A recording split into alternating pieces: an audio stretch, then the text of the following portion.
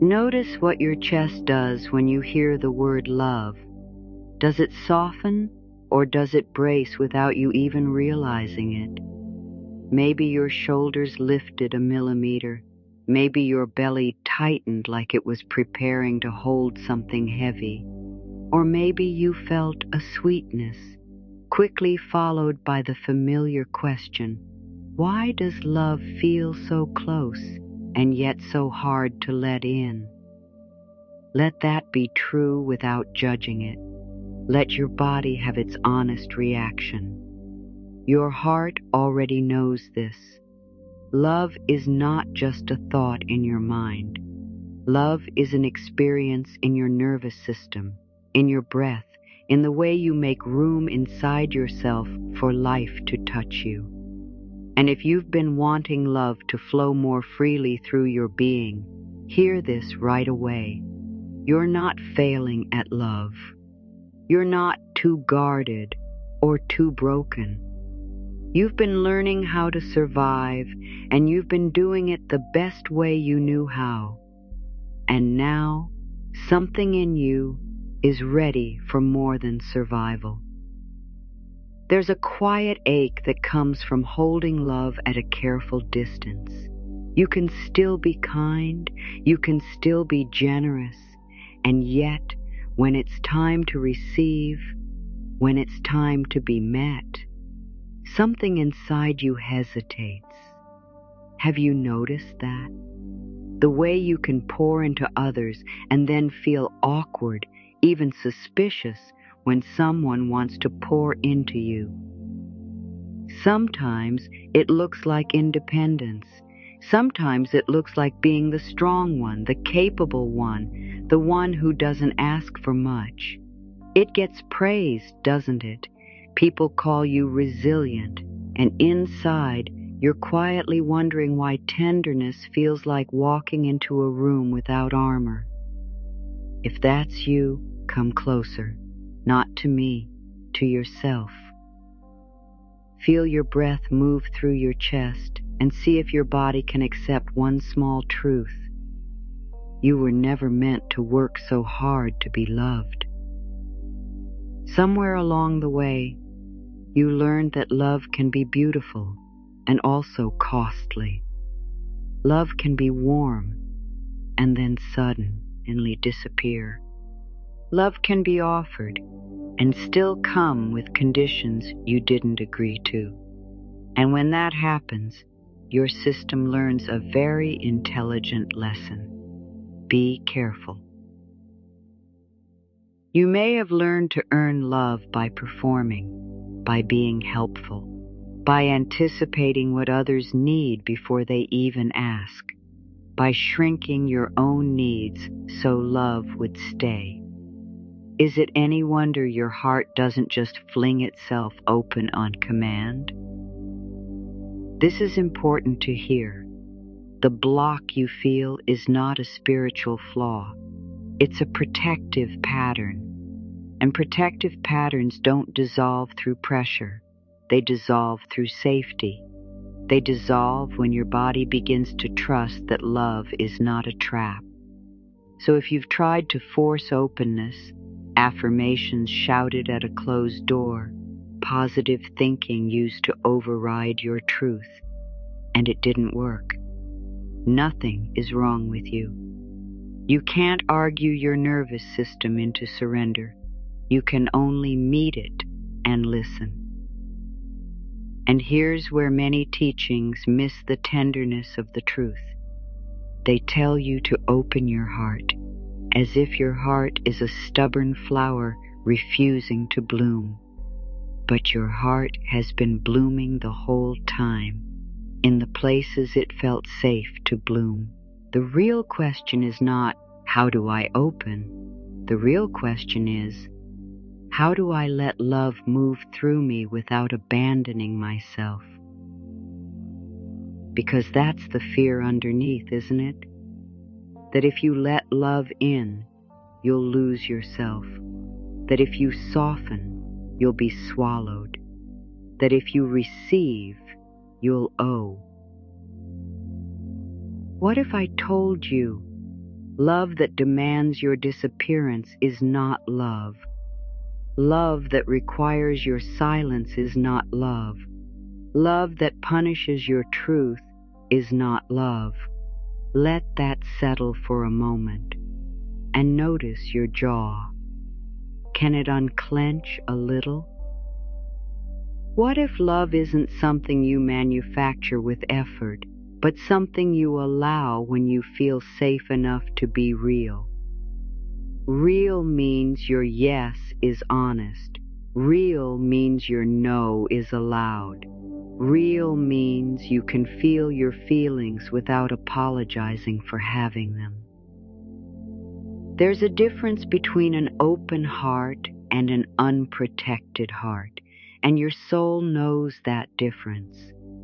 An open heart has a container. An open heart has boundaries made of self-respect. And boundaries are not walls that block love. Boundaries are banks that guide the river. A river without banks becomes a flood. It drains you. It loses its direction.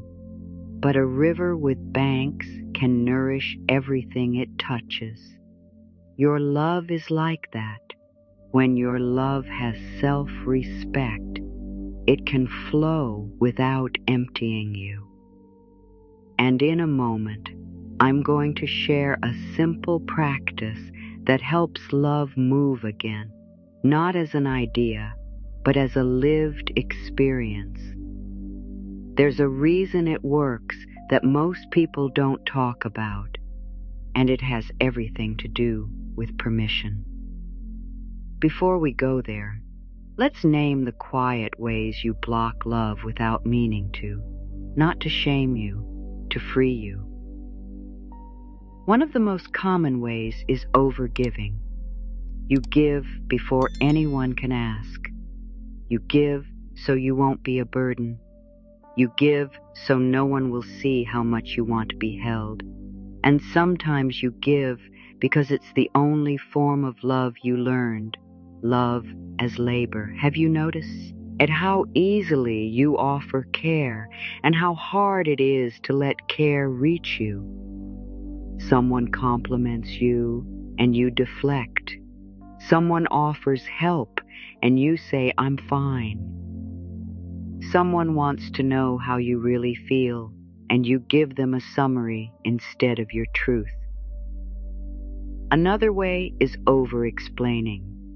You build a case for your feelings, as if your feelings must pass an exam to be valid. You rehearse conversations in your mind, searching for the exact sentence that will make you safe.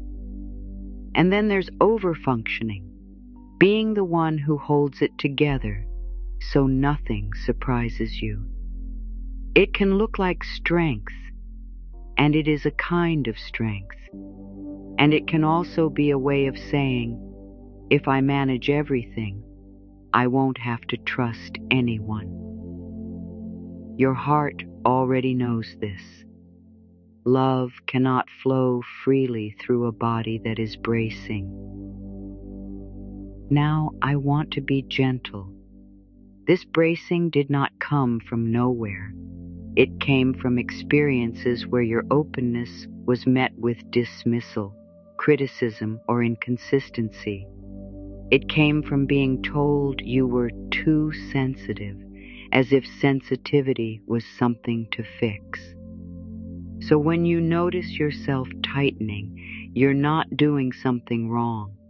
You're doing something familiar, and familiarity can feel like safety even when it hurts. Can you place one hand somewhere on your body right now, your chest, your belly, and feel your own presence?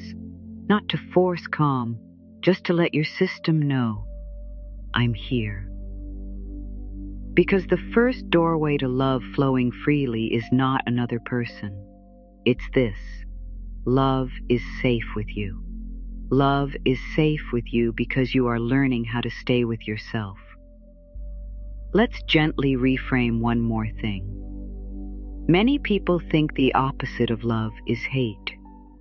But for so many tender hearts, the opposite of love is fear. Fear of loss, fear of humiliation, fear of being too much, fear of being not enough. And fear makes the body contract.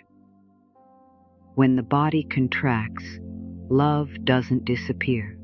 It just can't move. It becomes trapped behind protective tension, like water held behind a dam. The water is still there. Your love is still there.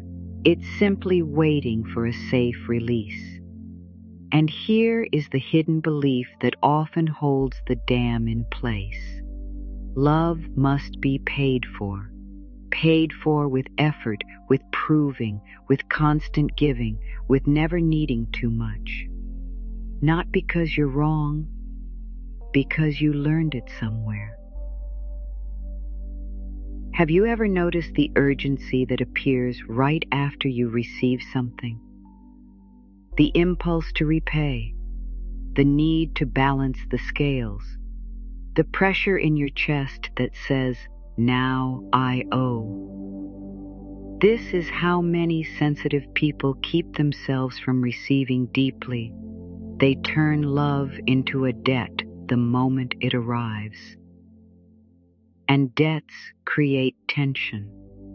Debts create performance. Debts make you monitor every interaction for fairness instead of feeling the sweetness of being cared for. So part of allowing love to flow is learning to let love be a gift, something that can move in and out without you grabbing it, without you bargaining with it. There's a simple question you can ask in the moment you feel that "I owe" feeling, and it changes the whole energy of receiving. I'll give it to you in a moment. First, I want you to ice how your body reacts when you imagine receiving with no repayment. Does your chest get tight? Does your mind argue? Does a voice appear that says, "That's selfish"? That voice is not the truth. That voice is conditioning. That voice is an old survival strategy trying to keep you acceptable. And you can love it for trying, and you can lead yourself somewhere new. So we're going to take love out of the courtroom. You are worthy, and love is simply the language your worth speaks. Notice your breath again, and let it be a little fuller if it wants to be. You might feel a tiny grief in that fuller breath, like a part of you is remembering how long you've been holding yourself. Now let's return to the practice I mentioned, the one that helps love move again through your whole being. Remember what I said about permission? This is where it becomes real. It's called the 3-word return, and it's so simple your mind might want to dismiss it, but your body will recognize it. The 3 words are, "I receive this." Not "I deserve this," not "I earned this," just "I receive this." When you say "I receive this," you train your system to allow goodness without bracing for payment. You teach your body that receiving is not danger. You create a new association. Love can enter, and I can stay present. Use it with a compliment. Someone says, "You did beautifully," and instead of arguing or minimizing, you breathe and whisper inside, "I receive this." Use it with support. Someone offers help, and you soften and say, "I receive this." Use it with life itself, the warmth of water on your hands, a moment of quiet, a kind message. I receive this. Do you feel the difference? Not in your mind, in your body? And if this brings up discomfort, that's okay. That discomfort is not proof you shouldn't receive. It's proof you're touching the edge of an old pattern. You're meeting the place where your body learned to contract, and you're offering it a new option. Let's pause here and check in with your shoulders. You might let them drop a little, not as a command, but as permission. You might exhale like you've been holding something for a long time. Earlier I promised a reason this works that most people don't talk about, and here it is. I received this interrupts the belief that love must be earned through strain. It tells your inner world, goodness can arrive without me performing for it, and that single shift begins to soften the dam. Now I can close the open loop I offered you. The simple question to ask when you feel that I owe sensation is this: can this be a gift? Just that. Can this be a gift? Not should it be a gift? Not is it safe? Just, can this be a gift? Because the question invites possibility without forcing trust. It invites the body to loosen its grip by 1%. If your system says no, you don't fight it. You breathe. You thank it for protecting you, and then you choose a smaller receive. Maybe you receive the kind word, but not the intimacy. Maybe you receive the help but set a boundary around timing. Receiving is not all or nothing. It is a gentle dial you can turn. Now, love flowing freely also needs truth, not harsh truth, living truth. Because if you say yes on the outside while your body is saying no, your system learns that connection is unsafe. It learns that you will betray it for approval, and then it tightens, not to punish you, but to protect you. So your practice is not to become endlessly open. Your practice is to become deeply aligned. Before you agree to something, you might pause and ask, is this a whole body yes? Not a guilt yes. Not a they'll be upset if I don't yes. A whole body yes. And if it's not, you might offer yourself compassion. I'm allowed to need time. I'm allowed to choose. This is where boundaries become love, not rejection. Boundaries say, I care about you, and I care about me. Boundaries say, I want connection that doesn't require self-abandonment. Boundaries are the quiet hand that turns down the volume on chaos so love can be heard.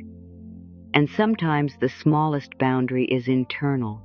It's you not overriding your own body. It's you noticing the tighten and not calling yourself dramatic. It's you honoring your fatigue and not pushing through just to be easy. It's you letting your feelings exist without rushing to fix them. Feel what happens inside when you say softly, love is safe with me. This phrase is not a spell. It's a homecoming.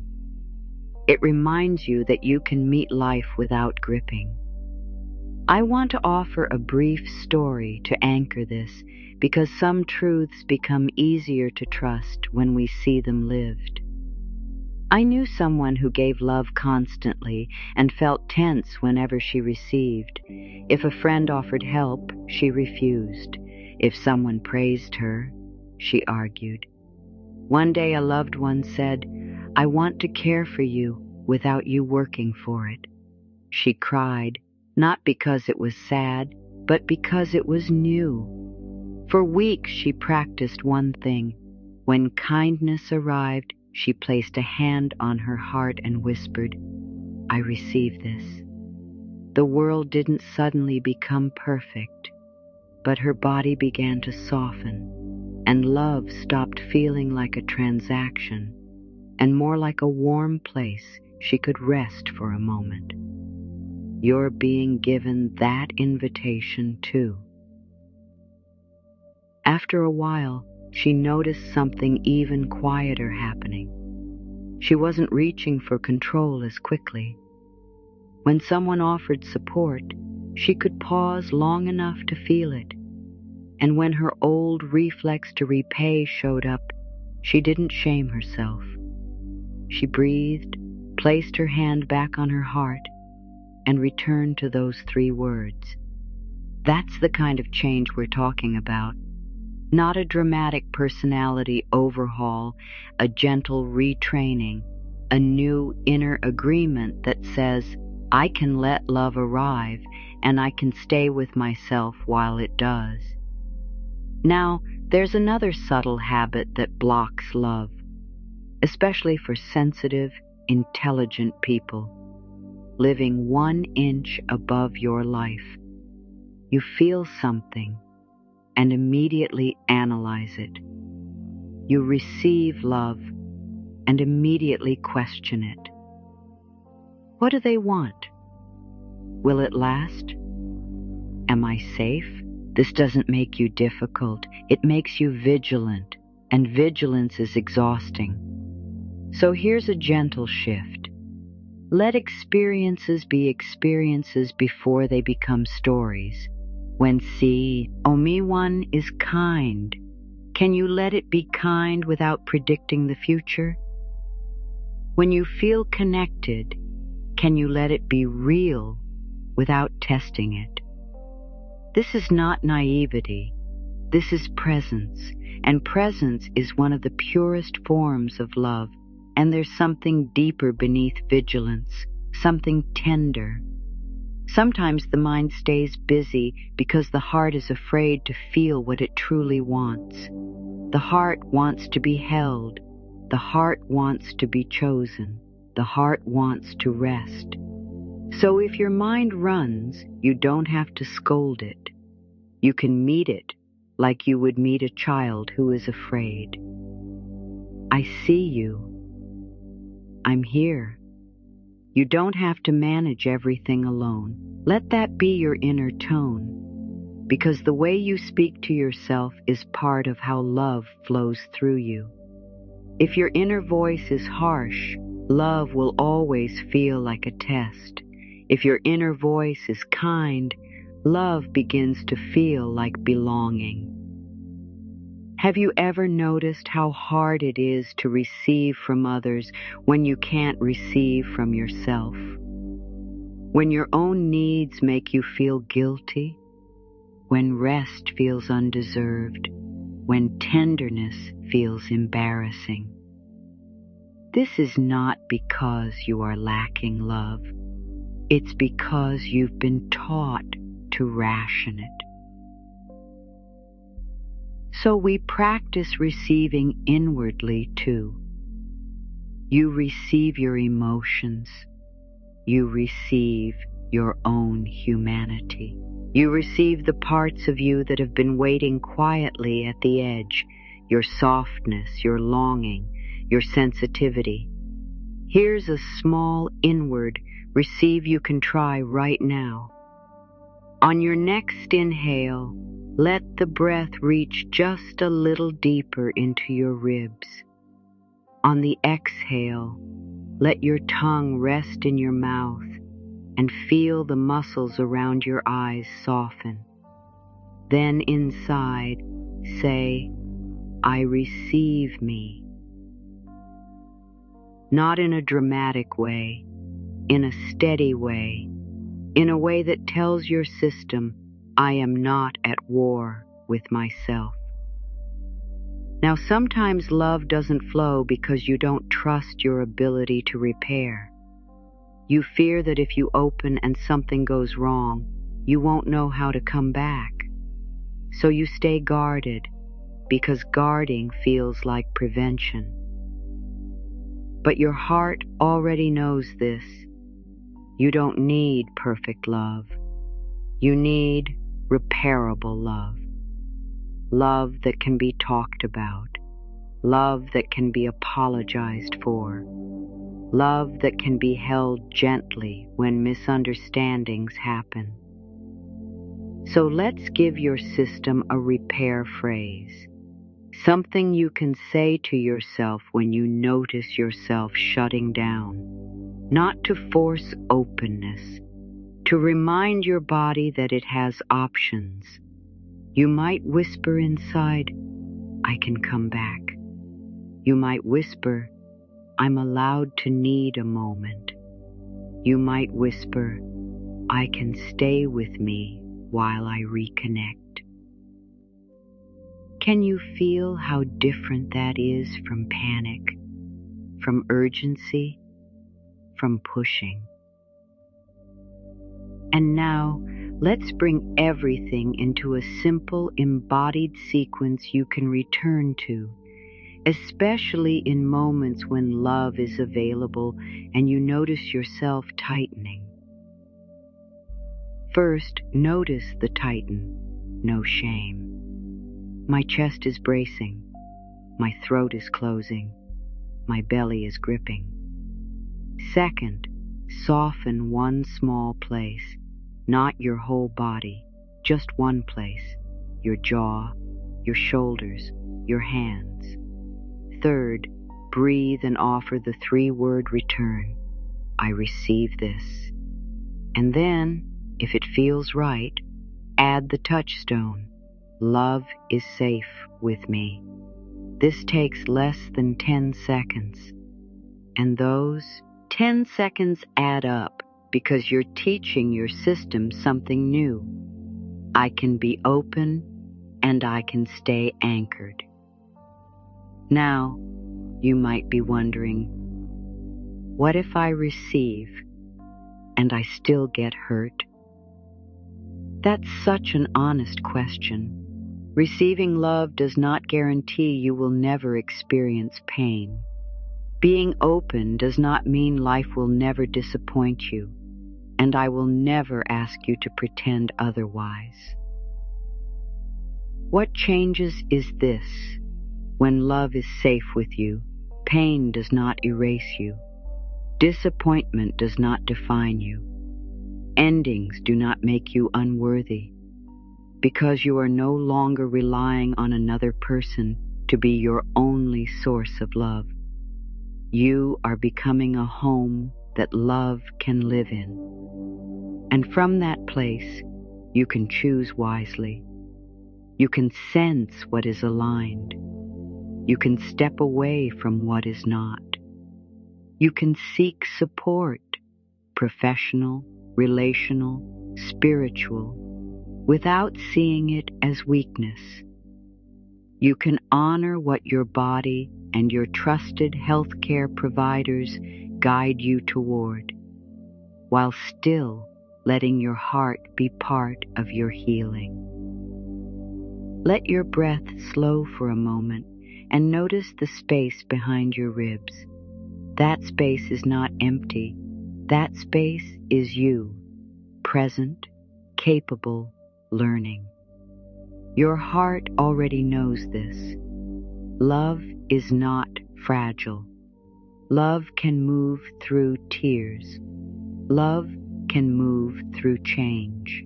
Love can move through the messy middle of being human. And sometimes, allowing love to flow freely looks very ordinary. It looks like accepting a compliment without deflecting. It looks like resting when you're tired without apologizing. It looks like asking for what you need without turning it into a performance. It looks like saying no with kindness and yes with your whole body. It also looks like letting people earn access to your tenderness slowly, through consistency. You don't have to hand your heart to someone who hasn't learned how to hold it. You can be open and discerning at the same time. You can be loving without being available to everything. Do you remember the last time you felt truly safe? Safe enough to laugh, safe enough to exhale, safe enough to be imperfect? That feeling is a compass. That feeling is your body recognizing love. So here is a gentle invitation for the coming days. Not a rule, not an assignment, just an invitation. Choose one moment each day to practice receiving. One moment, a sip of water, a kind word, a warm shower, a quiet minute. Place a hand on your body, breathe, and say inside, I receive this. You might notice discomfort at first. You might notice the urge to repay, to prove, to rush away from goodness. If you notice that, meet it with compassion. Of course this feels unfamiliar, and then return. I receive this. Because every time you receive without bracing, you're teaching your system a new truth. Goodness can enter, and I remain safe within myself. In the coming weeks, you may start to notice that your yes becomes cleaner and your no becomes steadier. Your giving becomes more nourishing because it isn't mixed with resentment. Your receiving becomes more natural because it isn't mixed with suspicion. And you may feel less drawn to relationships and situations that require you to overextend just to belong. That's not why. You're becoming cold. That's you becoming clear. And clarity is an act of love. Take one more slow breath and feel the air move in and out as if your body is remembering how to live without gripping. You might feel tenderness rising. You might feel resistance.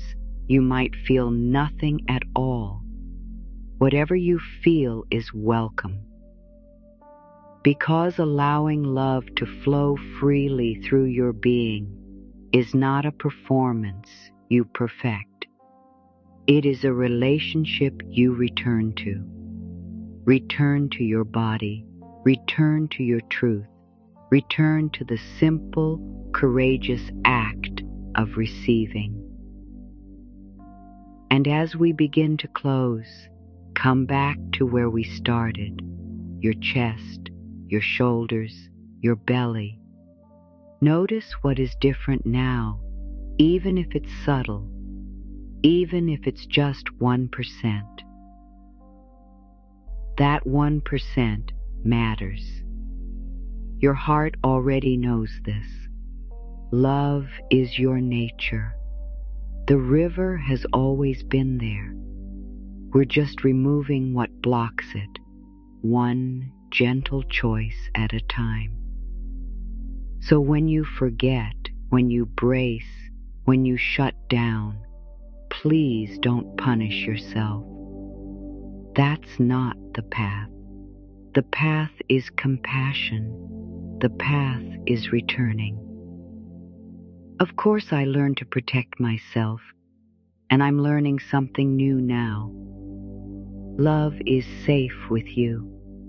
Say it again, softly, inside. Love is safe with me. You are allowed to receive.